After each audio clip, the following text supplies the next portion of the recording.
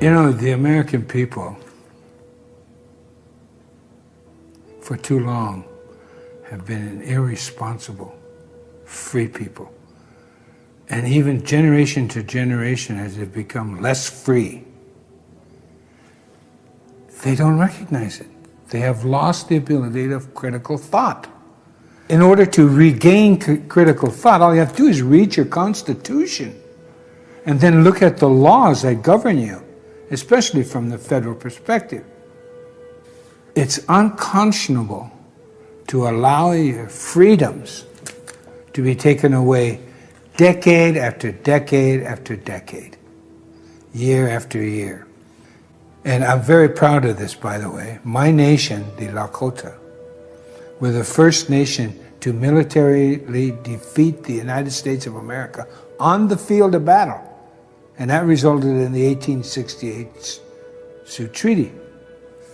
Be that as it may, what has happened after they economically forced us into these prisoner of war camps by destroying our food supply and our rite of passage in our own land, they confined us to these, and then they began practicing and perfecting their colonial tactics.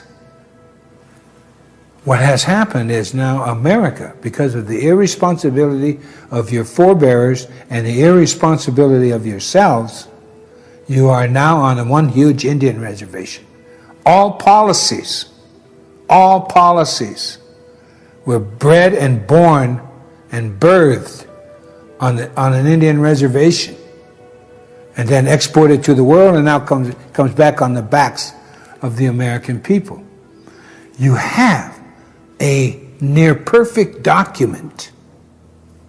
In the words of Benjamin Franklin in 1744, to a collection of colonists discussing freedom, he said to them, and I quote, "If a nation to the north can form a near perfect union that has endured for centuries, why cannot we form a more perfect union?"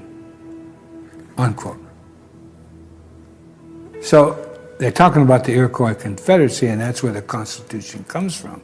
Because in 1988, on the eve of the 200-year anniversary of the Constitution, it was a unanimous thank you by the Congress of the United States. They sent in writing to the Six Nations Iroquois Confederacy, thanking them for their input into the Constitution and the formation of the United States of America. So you see, the Constitution is Indian law, and that's why I love it.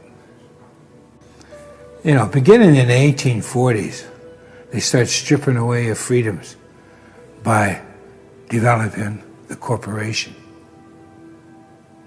You know, a piece of paper. And then in the 1870s, of course, during Lincoln, when they declared martial law, and even after they ceased civil war, martial law continued on for another 3 or 4 years when it was no need to.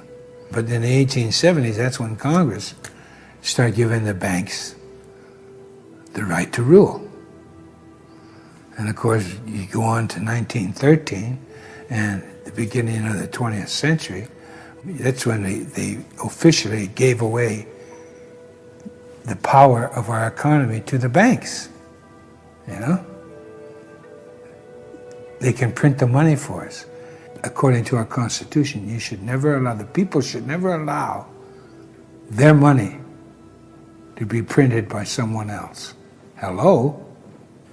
So the history of the Indian and the history of the American have now come full circle and were intertwined in the dictatorial policies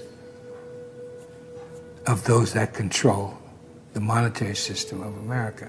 And they have done such a bad job of it that they're destroying themselves. It's ludicrous at best. Welcome to the reservation. With the reason we've become just so materially minded is because Americans don't have a culture. They left their cultures behind. And you see, culture is about values. And if you have value, you have culture. And it's been proven from empire to empire that when you allow your human right, your individual rights to be usurped, that's when empire grows and could care less